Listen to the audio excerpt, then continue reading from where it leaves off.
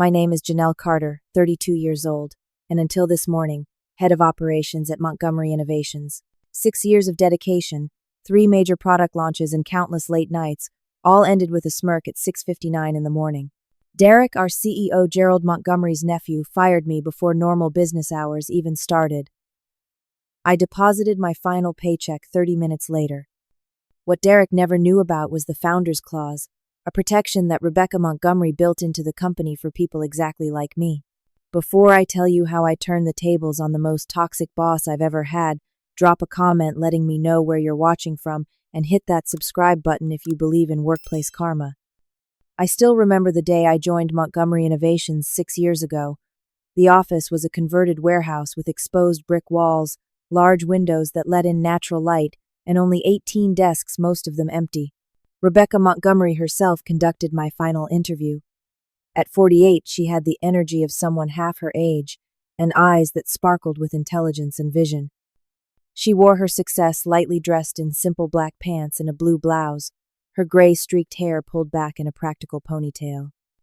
"Employee number 7, she said, sliding the offer letter across the table. "Are you ready to build something revolutionary?" I was fresh out of my MBA program, having graduated at the top of my class from Northwestern. I had offers from 3 Fortune 500 companies with better salaries and established reputations. But something about Rebecca and her vision captivated me. Montgomery Innovations had created a revolutionary supply chain management software that could predict bottlenecks before they happened. Rebecca had developed the initial algorithm while working as a logistics manager for a manufacturing company. When her bosses dismissed her innovation, she quit and built the software herself. Technology should solve real problems for real people. Rebecca told me during that first meeting. Every feature we build needs to answer the question, does this make someone's work life better? That people-centered approach wasn't just marketing talk. Rebecca had built it into the company's DNA. Our core values were displayed prominently on the wall: innovation, integrity, transparency, and teamwork. Every Monday morning, we would start with a values meeting, discussing how our current projects embodied these principles. Rebecca personally trained me, taking me to client meetings and showing me how to translate customer problems into software solutions. She valued my analytical mind and attention to detail, often saying, "Janelle sees patterns the rest of us miss." For the first 3 years, the company grew steadily under Rebecca's leadership. We expanded to 30 employees, moved to a larger office, and our client list included major manufacturers and distributors across the country. The culture remained strong, with Rebecca insisting on maintaining the Monday values meetings even as we scaled. Then came the diagnosis. Rebecca had been experiencing fatigue and occasional numbness in her limbs for months before finally seeing a doctor. Multiple sclerosis. The news hit the company like a physical blow. Rebecca, ever practical, immediately began planning for the company's future without her daily involvement. "This changes nothing about our mission," she assured us in a company-wide meeting. "It just means we need to ensure our values live beyond any single person." Her brother, Gerald Montgomery, who had provided some of the initial funding but had remained a silent partner, stepped in as CEO. Gerald was a successful real estate developer with no experience in technology or software. At 54, he was balding, perpetually tan, and had the forced joviality of someone who'd attended too many networking seminars. Rebecca built the foundation, Gerald told us at his first Monday meeting. "Now we're going to build the skyscraper." I should have recognized the warning signs in that metaphor. Gerald wasn't interested in continuing to build on Rebecca's vision. He wanted to create something flashier, more immediately profitable, and with his name prominently displayed. Within 2 months of taking over, Gerald brought in his nephew Derek as vice president of strategy. Derek was 28, fresh from an MBA at a mid-tier business school with 0 actual business experience. He dressed exclusively in custom suits, wore his dark hair slicked back, and had a habit of speaking about disruption and growth hacking without ever explaining what those meant in practical terms. "We need to inject some fresh thinking," Gerald explained when introducing Derek to the leadership team. "Some startup energy." Derek's first week, he asked for access to all our client contracts and pricing structures. His second week, he commented that our profit margins were embarrassingly low compared to industry standards. By the third week, he was openly criticizing Rebecca's leadership decisions in management meetings. The problem with founder-led companies, Derek said during one particularly tense meeting, is that they prioritize vision over profitability. That might work in the garage startup phase, but it's not how real businesses operate. I watched with growing concern as Derek systematically began dismantling Rebecca's carefully built culture. The Monday values meetings were replaced with revenue target discussions. The collaborative decision-making process was scrapped in favor of top-down directives. The open office layout was partitioned to create a large glass-enclosed executive suite where Derek and Gerald could look out over the worker bees, as Derek once called us.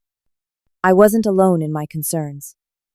Megan from Human Resources, a warm, empathetic woman in her 40s who had been employee number 3, started having weekly lunches with me to discuss the changes. "This isn't what Rebecca built," she would say, her voice low even though we were off-site. "The company is losing its soul." Trevor in development, a brilliant, socially awkward programmer who had been with Rebecca since day one, started talking about looking for new opportunities. "The code is getting sloppy," he confided in me. "They're pushing for features without proper testing. Rebecca would never have allowed that." Curtis in sales, a former teacher who had joined because he believed in the product's ability to reduce waste and environmental impact, found himself pressured to close deals by promising features that didn't exist yet. "I feel like I'm lying to people," he told me during a rare happy hour appearance. "That's not why I came here." Despite all this, I remained hopeful. Rebecca still owned the majority of the company, even if her health limited her daily involvement. She had transitioned to a board position with occasional advisory input.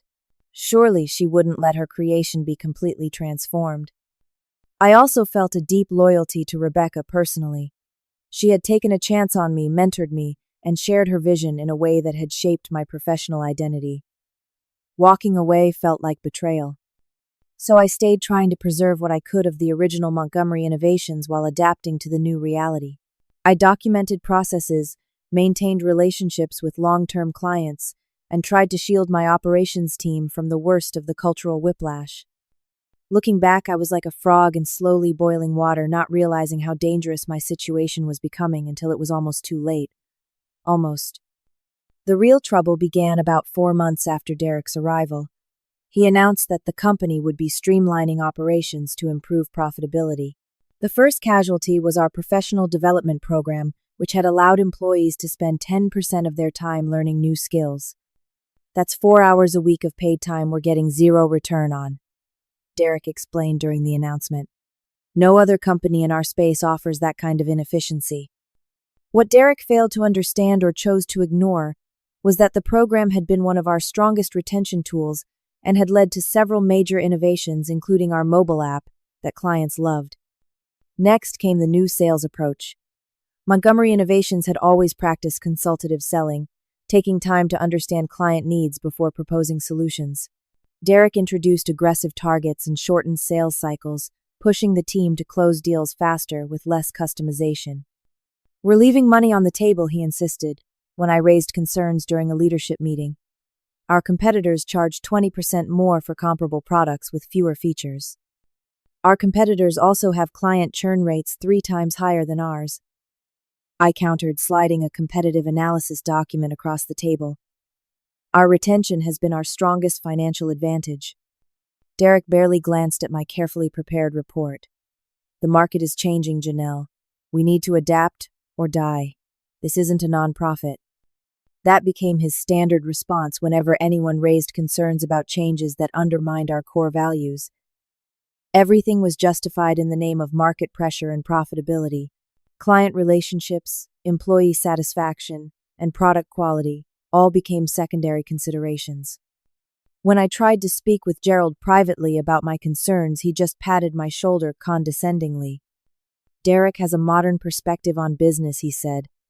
"Sometimes change is uncomfortable, but that doesn't make it wrong."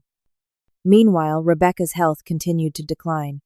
She moved to an assisted living facility with specialized care for MS patients. Her communication with the company became increasingly limited, consisting mainly of brief video calls during board meetings.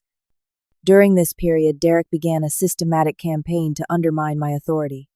In meetings, he would interrupt my presentations with questions designed to highlight perceived weaknesses. Interesting approach, Janelle. But have you considered the financial implications, or that timeline seems overly cautious? Are you sure your team can't deliver faster? He began taking credit for process improvements my team had implemented. A inventory prediction algorithm we had spent months developing suddenly became Derek's strategic initiative in company communications. A client onboarding system we created was presented to the board as his brainchild. I started documenting everything. Every email, every meeting, every decision. At first, it was just to protect myself and my team, ensuring we had evidence of our contributions. I had no specific plan for this documentation. It just felt necessary as the environment grew increasingly hostile. Around this time, employees began leaving. First, it was newer hires who hadn't experienced the original culture. Then, more concerning, it was longtime employees who had been with Rebecca from early days. Julie from Customer Success employee number 12 left for a competitor. I just can't do it anymore, she told me during her last week. This isn't the company I joined. Marcus from Quality Assurance employee number 9 resigned to start his own consultancy. Life's too short to work somewhere that doesn't align with your values, he said during his goodbye lunch. Each departure felt like a personal failure. These were not just colleagues, but friends who had shared Rebecca's vision. I started having trouble sleeping, waking at 3 or 4 in the morning with anxiety about what would be dismantled next. It was during one of these sleepless nights reviewing old company documents in search of ammunition to protect what remained of our culture that I first encountered a reference to something called the Founders Clause. The mention was brief. In the minutes of an early board meeting, R. Montgomery confirmed implementation of Founders Clause as discussed with legal documentation secured by Anthony Peterson. Anthony was our company attorney, a thoughtful, meticulous man who had been with Rebecca since before the company officially launched. He had always been kind to me, offering quiet guidance when I navigated complex situations. The next day, I casually asked Megan if she knew anything about a Founders Clause. Her expression changed immediately, glancing around before responding. "Where did you hear about that?" she asked, voice barely above a whisper. "Just came across it, in some old documents," I said, trying to match her discretion. Seemed interesting. Megan leaned closer. "It's something Rebecca put in place to protect the company. That's all I know." Anthony handled the details. Over the next few weeks, I carefully brought up the clause with other longtime employees. No one knew specifics, but there was a consistent understanding that Rebecca had built in some kind of protection mechanism to ensure the company couldn't completely abandon its founding principles. Trevor referred to it as Rebecca's insurance policy. Curtis called it the emergency brake. Everyone seemed to know it existed, but no one knew exactly what it entailed or how it would work. My curiosity was more than academic. As Derek's changes accelerated and the company culture deteriorated further, I began to wonder if this mysterious clause might be the key to preserving what Rebecca had built. But I was still hesitant to take any dramatic steps. Despite everything I believed in the company's potential, I had invested 6 years of my professional life here. And deep down, I still hoped Gerald and Derek might eventually recognize the value in Rebecca's approach. That hope was about to be tested in ways I couldn't yet imagine. 6 months into Derek's tenure, he announced a departmental reorganization. To streamline communication and decision-making, he explained during an all-hands meeting. The real impact became clear when the new org chart was distributed. Derek would now directly oversee operations, my department. "I think we'll make a great team," he said, with a smile that never reached his eyes when he stopped by my desk later that day. "I have some ideas to optimize your processes." Those optimizations began immediately. Derek implemented new performance metrics for my team, requiring daily progress reports and setting benchmarks that seemed deliberately designed to be unattainable. 20% reduction in processing time, with 0 increase in error rates, he announced in our first department meeting under the new structure. That's the minimum acceptable improvement within 30 days. My team looked at me with barely concealed panic. We had already refined our processes through years of continuous improvement. Finding another 20% efficiency without compromising quality was virtually impossible. "That target isn't realistic given our current state of optimization," I said calmly. We would need significant technology investments or additional headcount to achieve that. Derek's smile tightened. The target stands. I suggest you get creative, Janelle. Leadership is about finding solutions, not making excuses. For the next month, my team and I worked punishing hours. I came in at 6 in the morning and rarely left before 8 at night. We reviewed every step of our processes, automated what we could, and redistributed workloads to maximize efficiency. We managed to achieve a 12% improvement, a remarkable accomplishment given our already lean operation. It wasn't enough. Disappointing was Derek's only comment when I presented our results. I expected more from your leadership. The following week, we had a major client meeting with Westfield Solutions, a manufacturing conglomerate that represented 15% of our annual revenue. I had spent weeks preparing a detailed presentation on their implementation results and future opportunities. 10 minutes before the meeting, Derek informed me he would be leading the presentation. I'll handle this. You can take notes. I watched in horror as Derek proceeded to contradict nearly everything we had planned to present. He promised features that weren't on our product roadmap, committed to implementation timelines that our team couldn't possibly meet, and offered pricing discounts that would eliminate any profit margin. When Westfield's Chief Operating Officer Barbara asked a technical question about integration capabilities, Derek fumbled the response badly. I jumped in to provide the correct information, which seemed to irritate Derek visibly. After the clients left, Derek cornered me in the conference room. Don't ever contradict me in front of clients again. He hissed, his face inches from mine. You need to understand your place in the new Montgomery Innovations. My place is ensuring our clients get accurate information, I replied, struggling to keep my voice steady. Barbara has been working with us for 3 years. She would have known you were giving incorrect specifications. I'm cleaning house of Rebecca's old guard, he said, his voice lowered but intense. The company has outgrown the kumbaya culture. It's time for professionals to take over. That confrontation marked a turning point. The pretense of collegiality dropped entirely. Derek began excluding me from strategic meetings that directly impacted my department. Critical decisions were made without my input, then presented as finalized directives I was expected to implement without question. Meanwhile, Derek hired 3 new vice presidents, all former fraternity brothers from his business school. Justin became VP of Client Relations, a newly created position that duplicated much of my team's client management responsibilities. Ethan was installed as VP of Product Strategy despite having no background in software. And Brandon became VP of Business Development, focusing exclusively on new clients, while existing relationships suffered. All 3 were given salaries 40% higher than comparable positions in the company. Information Megan discreetly shared with me out of concern for equity issues. I also began noticing troubling financial patterns. Expense reports showing lavish dinners allegedly for client entertainment at establishments better known for their nightlife than business meetings. First-class travel and luxury hotel accommodations for Derek and his fraternity brothers, while the rest of the staff was limited to economy flights and budget hotels. The company culture continued its downward spiral. The collaborative, supportive environment Rebecca had fostered was replaced by competition, secrecy, and fear. People stopped sharing ideas knowing they would likely be appropriated without credit. Teams became siloed, protecting their information to avoid criticism. My anxiety worsened. I started having panic attacks before work, sitting in my car in the parking garage trying to calm my racing heart. My friends commented that I had become distant and distracted. I canceled plans regularly, too exhausted to socialize after the emotional drain of each workday. One afternoon, Megan asked me to grab coffee off-site. Once we were seated in a corner table at a cafe 3 blocks from the office, she leaned forward and spoke quietly. Derek is building a case against you, she said, her eyes reflecting genuine concern. He's been documenting every missed target, every disagreement, framing it all as insubordination and performance issues. But my performance reviews have always been excellent, I protested. I just received a recognition award from clients last quarter. Megan nodded grimly. He's rewriting the narrative. Gerald is backing him completely. They want you gone, Janelle. You represent the old culture, Rebecca's vision. That's a threat to them. I felt sick.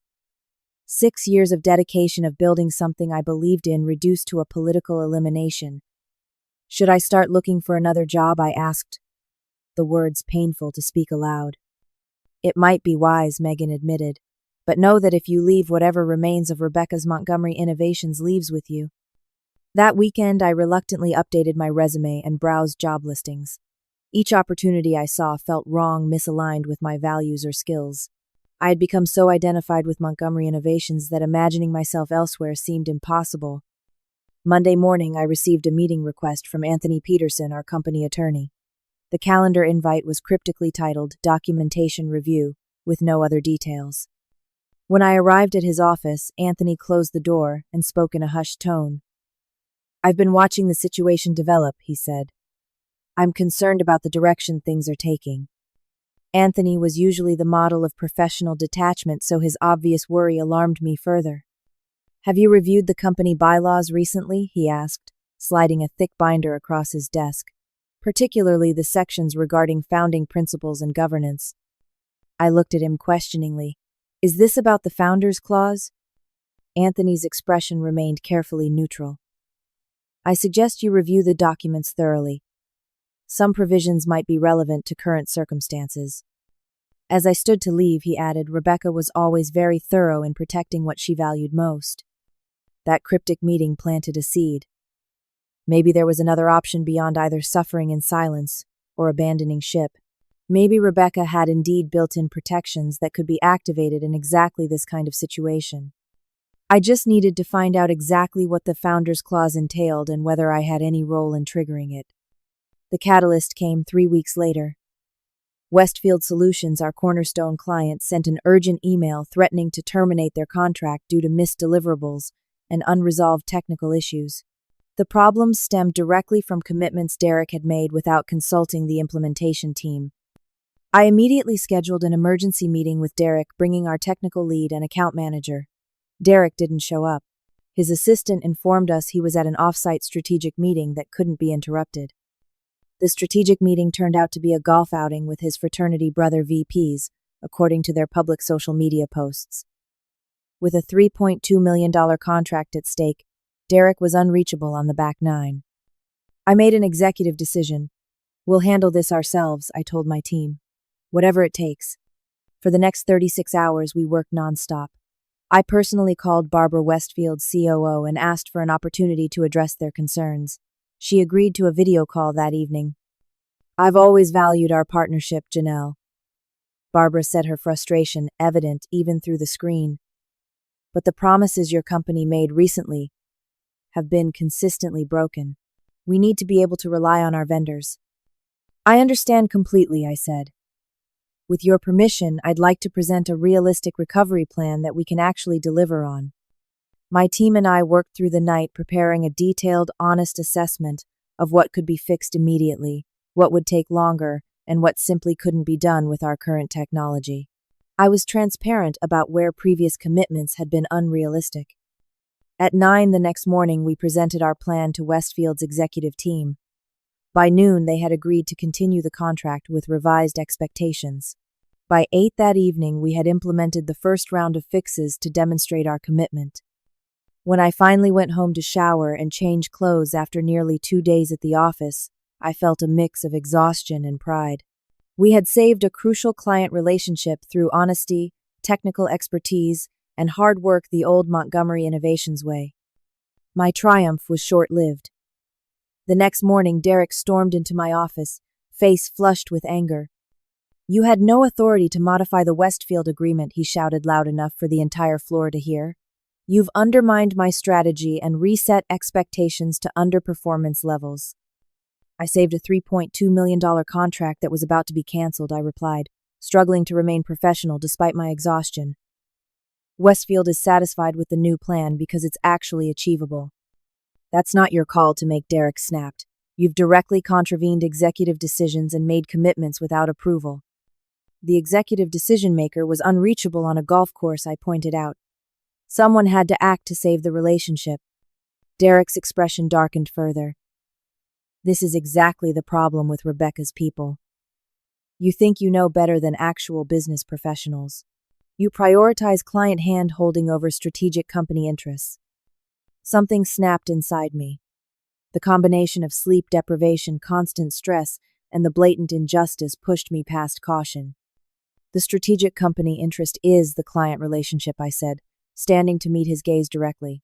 Rebecca built this company on solving real problems for real clients, not on padding executive egos or funneling money to unqualified friends.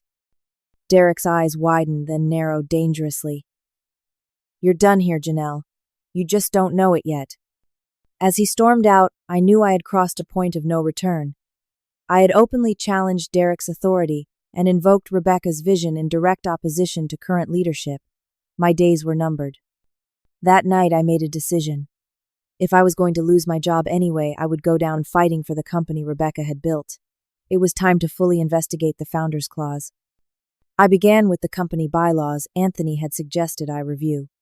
The main document contained only a brief reference, see Appendix F for Founders' Protective Provisions sealed. A sealed appendix meant the document was not digitized in our regular systems.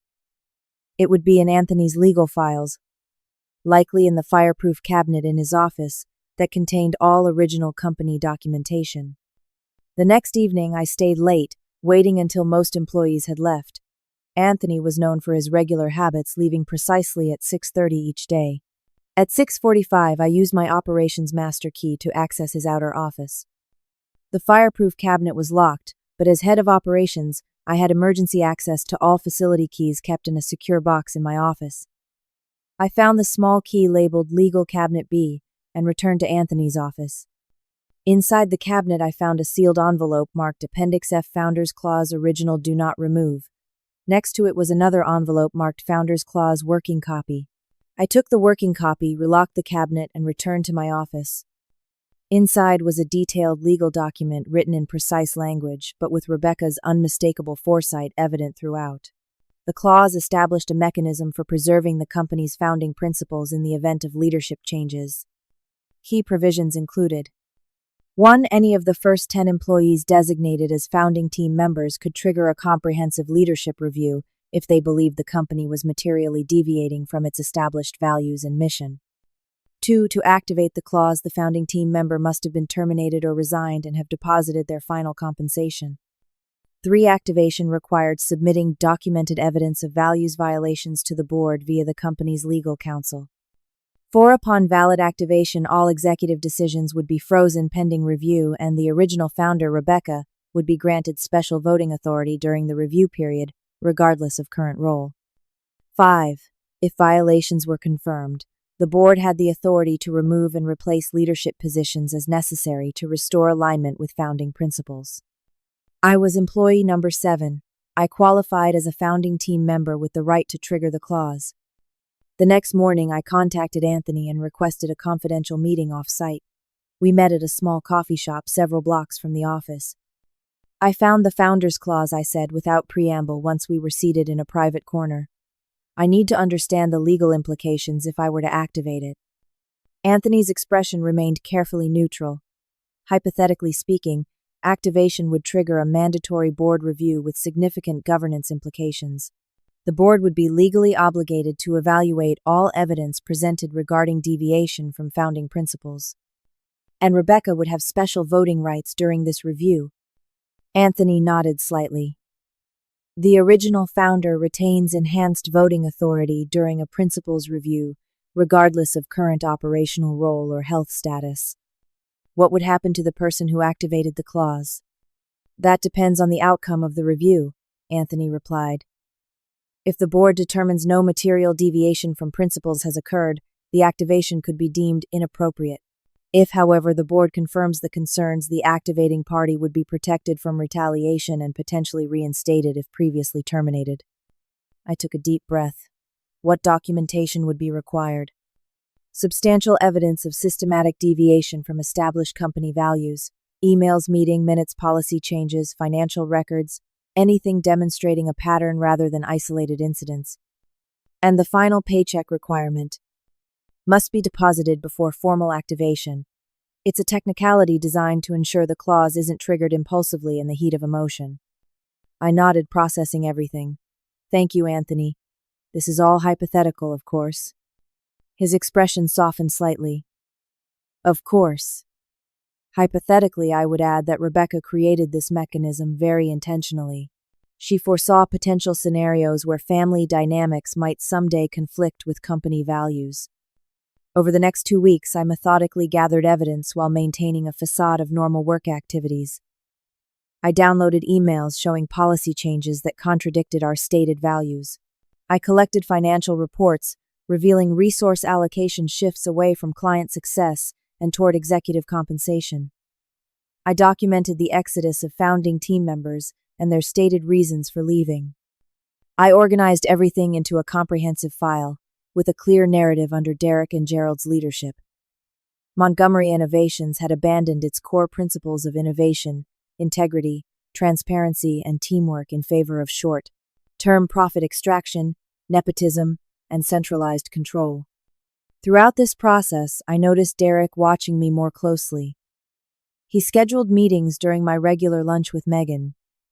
He requested unnecessary updates that kept me working late. He even reassigned my assistant to another department without explanation. He knew something was happening, but he didn't know what, and time was running out for me to complete my preparations. The inevitable arrived in the form of a late-night email from Derek: mandatory meeting tomorrow, 7 a.m. Conference Room C. Come prepared to discuss your position at Montgomery Innovations. The timing was no accident. 7 a.m. was before most employees arrived, minimizing witnesses. Conference Room C was in the back corner of the office, away from the main work areas. I stayed up all night finalizing my documentation and reviewing the Founders Clause requirements. By morning, I had everything ready: 2 neat folders, one containing copies of all evidence, the other holding the formal clause activation letter that needed only my signature and the confirmation of my deposited final check. I arrived at the office at 6:45, composed despite my sleepless night. Derek was already in Conference Room C along with a woman I didn't recognize, who introduced herself as Valerie from HR Consulting. Megan's absence was conspicuous. As head of HR, she should have been present for any termination discussion. Her replacement with an outside consultant confirmed my suspicions about what was about to happen. Derek didn't waste time on pleasantries. "Janelle, your performance and attitude have become incompatible with Montgomery Innovations' direction. We're terminating your employment effective immediately." Valerie slid a document across the table. "This separation agreement includes 2 weeks of severance contingent upon signing a non-disparagement clause and waiving all claims against the company." I glanced at the document without touching it. "May I ask the specific reasons for my termination?" Derek leaned forward, a slight smirk forming. "Insubordination, undermining executive decisions, failure to meet performance targets, negative influence on company culture." His smirk widened into a cold smile. "Consider this your final lesson in modern business reality. Loyalty to outdated ideals gets you nowhere. Results are all that matter." I nodded calmly, which seemed to disappoint him. He had clearly expected an emotional reaction he could use to further justify the termination. "I understand," I said simply. "Will I be permitted to collect my personal belongings?" "Security will escort you to your desk. You have 15 minutes to gather essential personal items. Anything else will be shipped to you." I stood, maintaining my composure. "Thank you for the opportunity to have worked here."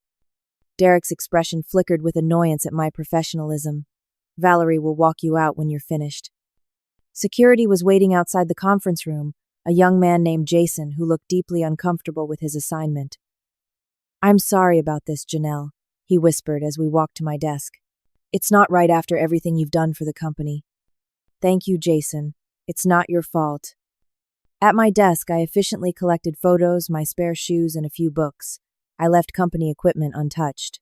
Colleagues were beginning to arrive, watching with confused expressions as I packed my things under security supervision.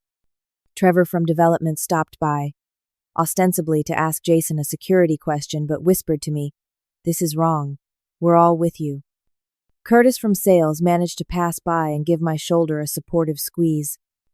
As Jason and Valerie escorted me to the lobby, Megan emerged from the elevator. Seeing the box in my arms, she quickly assessed the situation. "I need to speak with Janelle about her benefits options," she told Valerie firmly. "It will only take a moment." Valerie hesitated, then nodded. 5 minutes. In the lobby only. Megan pulled me aside, speaking quietly but urgently. They called in an outside HR consultant to handle your termination. Told me this morning it was happening but kept me out of it. She pressed a folded paper into my hand. Your final pay stub. I processed it first thing. Direct deposit should hit your account by 8:30. I squeezed her hand gratefully. Thank you, Megan, for everything. Rebecca would be appalled by what's happening, she whispered. Whatever you're planning, I support you. After leaving the building, I drove directly to my bank. I needed to verify the deposit had cleared before triggering the clause. As I waited in the parking lot, I reviewed my activation letter one final time, ensuring every detail was correct. At 8:22, my phone pinged with a deposit notification. My final paycheck had cleared. The last requirement for activating the Founder's Clause was now satisfied. I called a courier service I had researched previously, scheduling an immediate pickup. Then I signed and dated the activation letter, placing it atop the evidence folder. My phone buzzed with a text from Megan. Board meeting in progress. Derek presenting restructuring plan. Gerald looking pleased. Perfect timing. The entire board would be together when my package arrived. I drove to a coffee shop near the office and took a corner table. There I made one final review of everything before sealing the envelope. The weight of what I was about to do settled on me. This would either save Rebecca's legacy or end my career in this industry, perhaps both. Was I really prepared to take this step? The doubt crept in along with fear. What if I was overreacting? What if I was just bitter about being fired? What if the board sided with Gerald and Derek? As these thoughts swirled, my phone rang. It was a number I didn't recognize. I answered cautiously. Janelle, it's Rebecca Montgomery. Her voice, though weaker than I remembered, sent a surge of emotion through me. Rebecca, how are you? Megan called me. She told me what happened. Rebecca's voice grew stronger with anger. That's not how we treat people at Montgomery Innovations. At least not the company I built. It's changed so much, I said, fighting back tears. Everything you created, all the values and culture, they're dismantling it all. I've been too removed, too focused on my health, Rebecca admitted. I should have been paying closer attention. There was a pause. Janelle, do you remember the Founder's Clause? My heart skipped. Yes, actually, I was just about to activate it. Good. The firmness in her voice surprised me. That's exactly why I created it. When I brought Gerald in, I knew there was a risk he might prioritize family over company values. The clause was my insurance policy. You knew this might happen. I hoped it wouldn't, but I planned for it anyway. Rebecca's pragmatism, even in her weakened state, reminded me why I had admired her so deeply. The board needs to see evidence of how the company has deviated from our founding principles. Do you have documentation? Extensive, I assured her. Financial records, policy changes, employee departures, client complaints, all organized and ready to submit. Perfect. I could hear the smile in her voice. The courier should deliver it during the board meeting for maximum impact. Anthony will be legally obligated to present it immediately. I hesitated. Rebecca, are you sure? This could cause a major disruption. That's exactly what's needed, she said firmly. Sometimes you need to break something to fix it properly. She paused. Janelle, I chose you as employee number 7 for a reason. I saw something in you, a commitment to building something meaningful, not just profitable. I trusted you then, and I trust you now. Her words gave me the final confidence I needed. The courier will be picking up the package in 10 minutes. Good. I'll make myself available for the emergency board session that will follow. Give them hell, Janelle. After we hung up, I sealed the envelope with a steady hand and clear conscience. When the courier arrived, I handed over the package with specific instructions. This must be delivered directly to Anthony Peterson, legal counsel, during the board meeting currently in progress. No exceptions. Then I waited, imagining the scene that would unfold when my letter arrived. As I sat in the coffee shop, I mentally walked through the mechanics of the Founder's Clause one final time. The requirements had all been met. I was employee number 7, qualifying as a founding team member. I had been officially terminated. My final paycheck had been deposited, and I had compiled substantial evidence of values violations. The activation letter I'd just sent contained a formal invocation of the clause, citing specific sections of the company bylaws and requesting an immediate leadership review.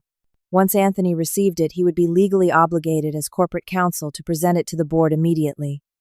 According to the clause provisions, upon verification of a valid activation, all executive decisions would be frozen pending review, and Rebecca would be granted special voting authority, regardless of her current role. I checked my watch, 8:43. The courier had estimated delivery between 8:50 and 9:15.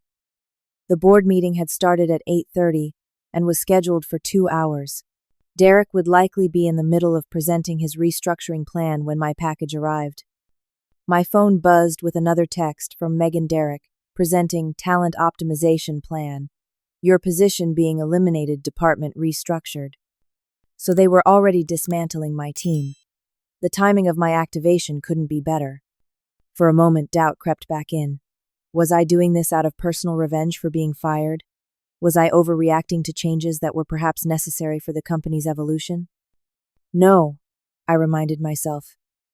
This wasn't about me. It was about preserving what made Montgomery Innovations special, the values Rebecca had instilled, the culture she had cultivated, the mission that went beyond mere profit. The evidence I'd compiled showed a systematic dismantling of those foundations, not normal business evolution. Still, there would be consequences. Even if the board sided with me, my career might be impacted. Taking such dramatic action against executive leadership wouldn't make me popular in certain business circles. Gerald had connections throughout the industry. He could potentially make it difficult for me to find another position. I was pulled from these thoughts by my phone ringing again. It was Rebecca. I've been thinking, she said without preamble. Once the clause is triggered, I'll need to participate remotely in the emergency review. I want you there with me. Me, I'm not even an employee anymore. The clause gives me the right to appoint an advocate. I'm appointing you. Anthony will need to allow your participation. Derek and Gerald will fight that I warned. Let them, Rebecca said with a hint of her old steel. The bylaws are clear. Once the clause is activated, I have enhanced authority during the review period. We spoke for a few more minutes about logistics, then ended the call as I saw a message come in from Megan Courier, just arrived at reception. My heart raced. It was happening. I could picture it clearly, the board meeting in progress. Derek standing at the head of the table beside Gerald, presentation slides, showing my department being dismantled. The courier's unexpected arrival interrupting their careful plans. I imagined Anthony being called out to receive the package, his professional expression, revealing nothing as he signed for it. He would recognize immediately what it contained from the formal language on the envelope, Founders Clause Activation Official Notice. Protocol would require him to review it immediately and bring it to the board's attention without delay. The bylaws were explicit about this. The company's legal counsel could not delay or suppress a properly submitted clause activation. My phone buzzed again. Megan, something's happening. Anthony called out of meeting. Came back looking serious. Derek looks confused. Then another Anthony speaking to board. Gerald just turned white. Derek yelling now. I could almost hear Derek's indignant protests, his accusations of disloyalty and unprofessionalism. I imagined Gerald trying to dismiss the clause as an outdated technicality. But Anthony would be clear about the legal reality. The Founders Clause was embedded in the company's foundational documents. It had been approved by the original board, including Gerald himself. It was legally binding. Another text, Derek stormed out. Gerald and Anthony arguing. Other board members reviewing documents. The evidence I'd compiled was substantial and damning. Financial records showing resources diverted from client success to executive compensation. Documentation of policy changes that directly contradicted stated company values. Exit interviews from longtime employees citing toxic leadership and cultural destruction. Client complaints about broken promises and declining service quality. Most powerful of all, direct quotes from Derek himself disparaging Rebecca's vision and values. Time seemed to slow as I waited for updates. 20 minutes passed with no new messages from Megan. I considered calling her, but didn't want to put her in an awkward position if she was still in or near the boardroom. Finally, at 9:37, my phone rang. It was Anthony. The Founders Clause has been officially acknowledged, he said, his voice formal but with an undercurrent of what sounded like satisfaction. The board has verified the activation requirements have been met and has initiated the review process as required by the bylaws. What happens now, I asked, though I already knew the procedure. All executive decisions are frozen pending review completion.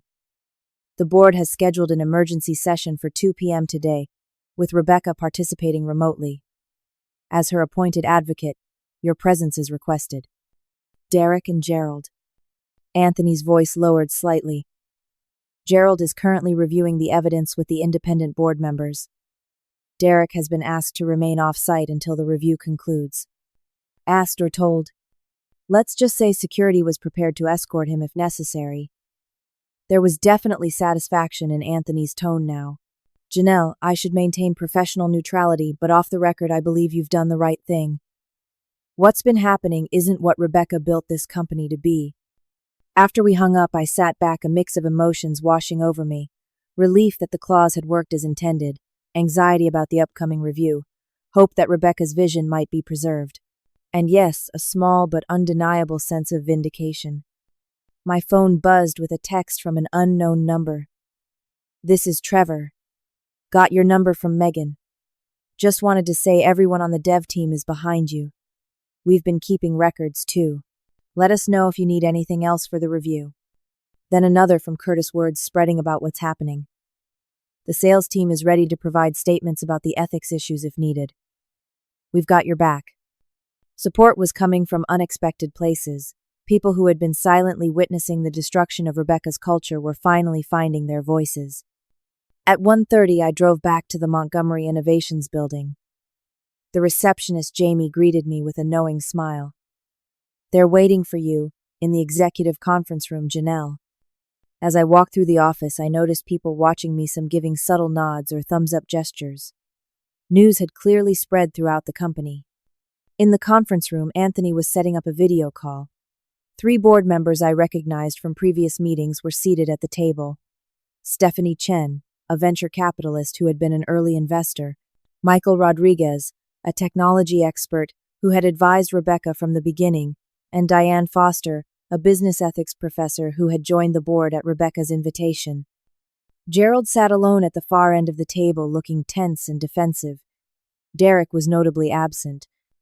Anthony nodded to me. Rebecca will be joining us momentarily. Please take a seat. The large screen on the wall flickered to life, showing Rebecca in her assisted living facility. Despite her physical frailty, her eyes were sharp and alert. Thank you all for convening on short notice, she began. I understand a Founders Clause activation has been properly submitted and verified. Stephanie nodded. The activation requirements have been met, and the evidence submitted warrants a formal review. Gerald leaned forward. Rebecca, this is an extreme overreaction to normal business evolution. Derek has been modernizing operations to remain competitive. Rebecca's expression hardened. The documentation I've reviewed shows more than evolution, Gerald. It shows a systematic dismantling of our core values and culture. Companies change, Gerald insisted. What worked in startup phase doesn't scale. Our values were never meant to be outgrown, Rebecca countered. They were foundational to our identity and success. For the next hour, we methodically reviewed the evidence I'd compiled. Financial records showing how resources had been redirected from client success and employee development to executive compensation and perks. Policy changes that had eliminated collaborative decision-making. Documentation of nepotism in hiring and promotion. Michael frowned as he reviewed Derek's reorganization plan. This completely centralizes all decision-making authority while eliminating checks and balances. Diane examined the client complaint data. There's a clear correlation between the leadership changes and declining client satisfaction. Gerald became increasingly defensive as the review progressed. These are normal growing pains. Every company experiences them during transition periods. Growing pains don't include hiring unqualified friends at inflated salaries, Stephanie observed dryly, or alienating cornerstone clients through broken promises. Finally, Rebecca spoke again. I created the Founders Clause for exactly this situation, where the company's fundamental character was at risk. The evidence clearly shows we've strayed from our founding principles. She paused, looking directly at Gerald through the video feed. The clause gives me enhanced voting authority during this review. I move to remove Derek Montgomery from all positions within the company effective immediately. Gerald's face flushed with anger. You can't do that. He's family. This isn't about family, Gerald. It's about the company's integrity and future. Stephanie nodded. I second the motion. All in favor, Rebecca asked. Every hand except Gerald's was raised. Motion carries, Anthony confirmed. Derek Montgomery is removed from all positions effective immediately. Rebecca wasn't finished. I further moved to establish an Ethics and Culture Committee with board oversight to ensure alignment with founding principles moving forward. Second, said Diane immediately. This motion also passed despite Gerald's opposition. Rebecca then turned to me. Janelle, you've demonstrated extraordinary commitment to this company's values at significant personal risk. I move to offer you reinstatement as Executive Vice President of Operations, reporting directly to the board until a new CEO is selected. I hadn't expected this. I appreciate the offer, Rebecca, but I would need assurances that the company is truly recommitting to its original values. Rebecca smiled. That's exactly why you're the right person for this role. What conditions would you require? I thought carefully before responding. First, restoration of all original values and practical implementations, including the Monday values meetings and collaborative decision-making. Second, a formal accountability system for leadership with regular review against values metrics.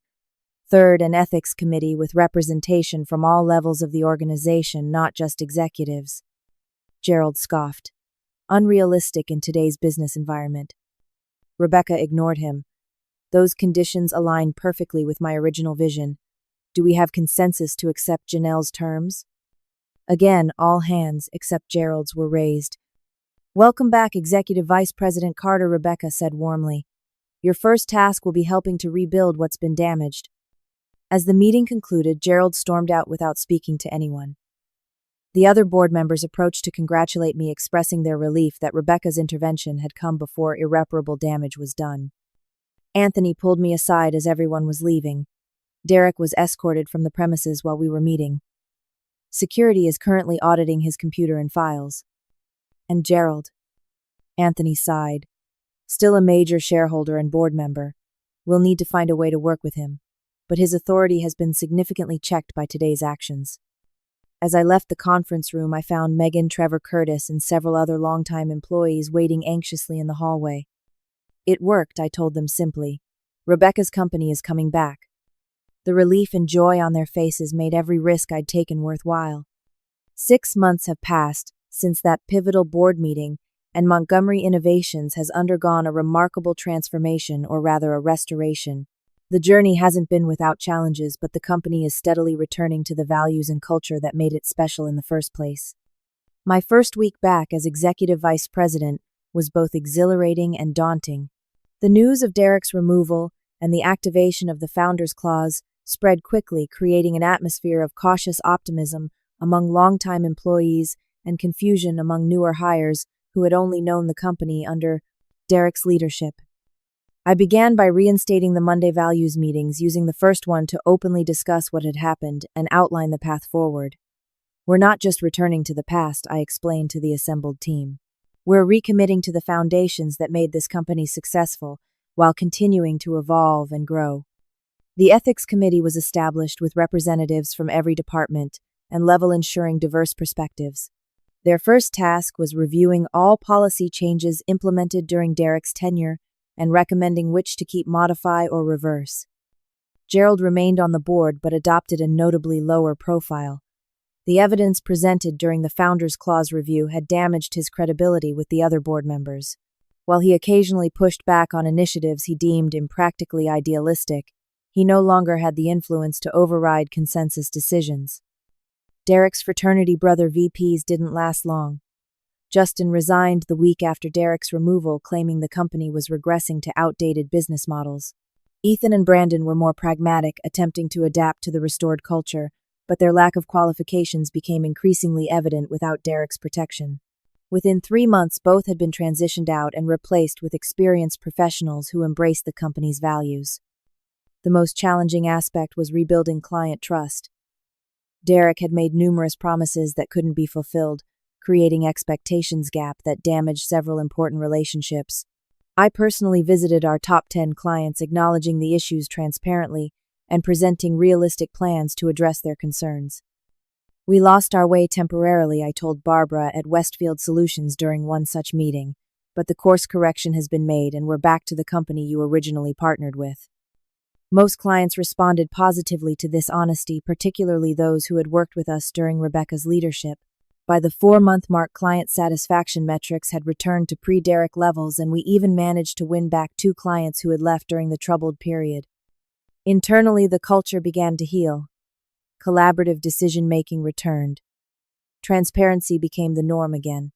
The professional development program was reinstated, this time with an expanded scope that included ethical leadership training. Employee turnover, which had reached alarming levels under Derek, dropped significantly. Even more encouraging, several former employees who had left during Derek's tenure reached out about returning. Julie from Customer Success and Marcus from Quality Assurance both came back, bringing valuable experience and reinforcing the message that the company had truly changed course. As for Derek himself, his departure from Montgomery Innovations had wider repercussions than anyone anticipated. Word spread throughout our industry about the circumstances of his removal. His attempts to secure another executive position were repeatedly unsuccessful as companies researched his background more thoroughly than Gerald had done. Last I heard, he had left the software industry entirely and was working in his father's real estate business in another state. Rebecca's health showed remarkable improvement once the stress of watching her company's values being dismantled was removed. While the multiple sclerosis remained a challenge, she regained enough energy to participate in monthly advisory calls and even visited the office in person for our 6-month celebration.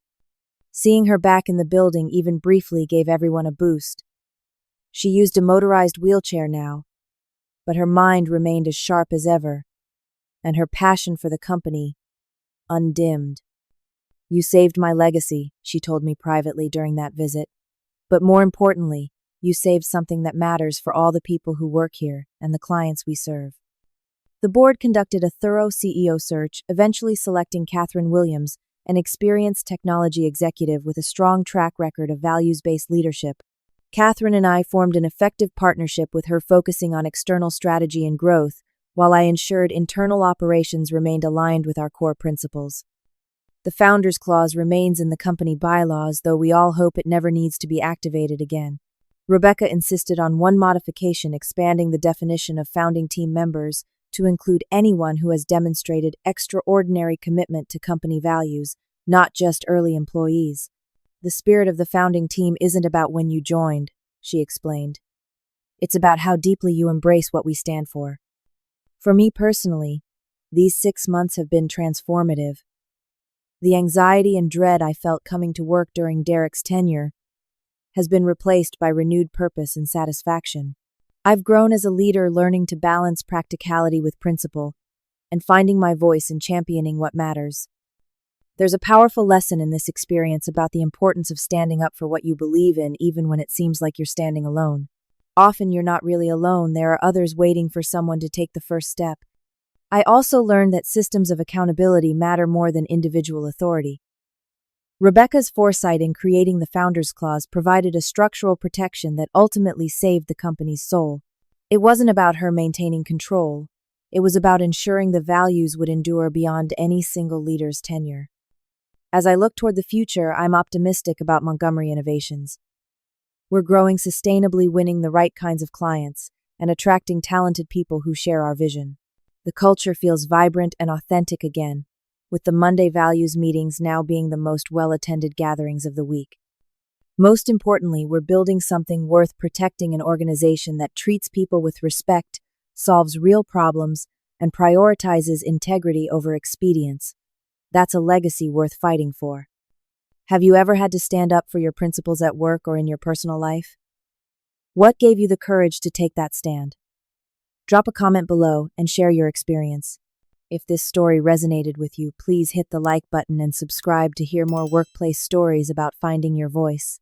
And if you know someone dealing with a toxic work environment, share this video with them as a reminder that sometimes the founder's values find a way to prevail. Thank you for listening to my journey, And remember that integrity might not always seem like the easiest path, but it's the one that lets you sleep at night.